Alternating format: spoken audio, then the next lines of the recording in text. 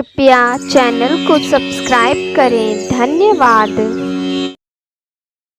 जय माता दी। प्रिय मित्रों, आप सभी को चौथे नवरात्र की हार्दिक शुभकामनाएं। आज हम आपको सुनाने जा रहे हैं दुर्गा सप्तशती का छठा और 7वां अध्याय। इस अध्याय में महर्षि मेधा द्वारा आदिशक्ति मां दुर्गा के स्वरूप माता काली के महान और असाधारण पराक्रम को विस्तार पूर्वक बताया गया है। साथ ही यह अध्याय देवताओं और असुरों के बीच के अनंत संघर्ष और फिर देवताओं के आवाहन पर देवी और राक्षसों के मध्य युद्ध होता है, जिसमें देवी दुर्गा अपने अद्वितीय रूपों के माध्यम से असुरों का संहार करती हैं और धर्म की स्थापना करती हैं। तो चलिए मित्रों, माता रानी के चरण कमलों का ध्यान करते हुए सुनते हैं दुर्गा सप्तशती के अध्याय 6 और 7 की कथा।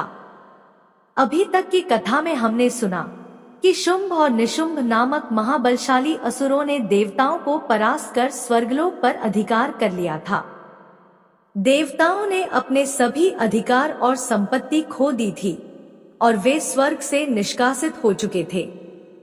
इस विकट परिस्थिति में उन्होंने मां दुर्गा की उपासना की और उनसे सहायता की याचना की।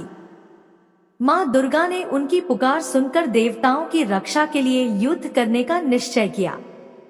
अब इसके आगे की कथा का आरंभ इस प्रकार से होता है। असुर राज शुंभ अपने दूत को देवी के पास भेजता है ताकि वह देवी को समर्पण करने और शुंभनिशुंभ की सेवा करने का संदेश दे सके। देवी ने विनम्रता से उत्तर दिया कि यदि शुंभ मुझसे युद्ध करके जीत जाए तो मैं उसकी सेवा करने को तैयार हूँ। दूत यह संदेश लेकर शुंभ के पास लौटता है और शुंभ इसे अपना अपमान समझकर क्रोधित हो जाता है। असुरेंद्र शुंभ अपने सेनापति धूम्रलोचन को आदेश देता है कि वह देवी को उनके केश पकड़कर खींचते हुए उसके सामने दरबार में लेकर आए। यदि उसकी रक्षा के लिए कोई दूसरा खड़ा हो, चाहे वह देवता, यक्ष अथवा गंधर्व ही क्यों न हो, उसको तुम अवश्य मार डालना। महर्षि मेधा ने कहा। शुंभ के इस प्रकार आज्ञा देने पर धूम्रलोचन 60,000 राक्षसों की सेना को साथ लेकर वहां पहुंचा और देवी को देख ललकार कर कहने लगा, री तू अभी शुंभ और निशुंभ के पास चल। यदि तू प्रसन्नता पूर्वक मेरे साथ नहीं चलेगी तो मैं तेरे केशों को पकड़कर घसीटता हुआ तुझे ले चलूंगा। देवी बोली, असुरेंद्र का भेजा हुआ तेरे जैसा बलवान यदि बलपूर्वक मुझे ले जाएगा तो सी दशा में मैं तुम्हारा कर ही क्या सकती हूँ। महर्षि मेधा ने कहा। सा कहने पर धूम्रलोचन उसकी ओर लपका, किंतु देवी ने उसे अपनी हुंकार से ही भस्म कर डाला। यह देखकर असुर सेना क्रोधित होकर देवी की ओर बढ़ी, परंतु अंबिका ने उन पर तीखे बाणों, शक्तियों तथा फरसों की वर्षा आरंभ कर दी। इतने में देवी का वाहन भी गले के बालों को झटकता हुआ और भारी गुर्राहट का स्वर करता हुआ असुर सेना में कूद पड़ा। उसने कई असुर अपने पंजों से, कई अपने जबड़ों से और कई को धरती पर पटककर अपनी दहाड़ों से घायल करके मार डाला।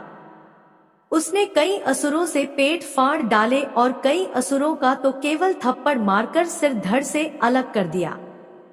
कई असुरों की भुजाएं और सिर तोड़ डाले और रक्त पी डाला। इस प्रकार देवी के उस महाबलवान सिंह ने क्षण भर में असुर सेना को समाप्त कर दिया। शुंभ ने जब यह सुना कि देवी ने धूम्रलोचन असुर को मार डाला है और उसके सिंह ने सारी सेना का संहार कर डाला है, तब उसको बड़ा क्रोध आया।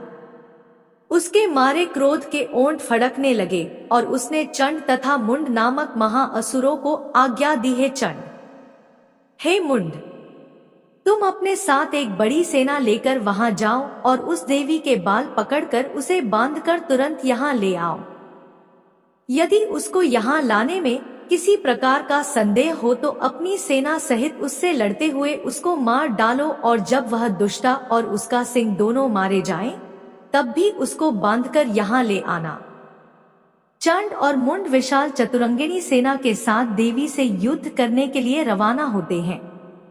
वे देवी को हिमालय पर्वत पर सिंहासन पर बैठे हुए देखते हैं और उनकी ओर तलवारें लेकर बढ़ते हैं। देवी के क्रोध से उनका मुख काला पड़ जाता है और उनकी भौहें क्रोध में चढ़ जाती हैं। तभी देवी के ललाट से काली का प्राकट्य होता है, जो कि अत्यंत भयंकर और विकराल रूप धारण करती है। काली का रूप देवियों के उस रूप का प्रतीक है जो संहारकारी और अपराजेय है। काली की लाल आंखें, भयंकर कला और सूखा हुआ शरीर, गले नरमुंडों की माला, हाथ में कटे हुए असुरों के शीश और एक हाथ में तलवार, यह सब चीजें मिलकर उनकी भयंकरता को प्रदर्शित कर रही थी। माता काली असुर सेना पर कल बनकर टूट पड़ती है और असुरों का भक्षण करने लगती है। यह देख महापराक्रमी चंड काली देवी की ओर लपकता है और मुंड ने भी देवी पर अपने भयानक बाणों की वर्षा आरंभ कर दी और अपने हजारों चक्र उस पर छोड़े दिए। उस समय वह चमकते हुए बाण व चक्र देवी के मुख में प्रविष्ट हुए इस प्रकार दिख रहे थे, जैसे मानो बहुत से सूर्य मेघों की घटा में गायब हो रहे हों।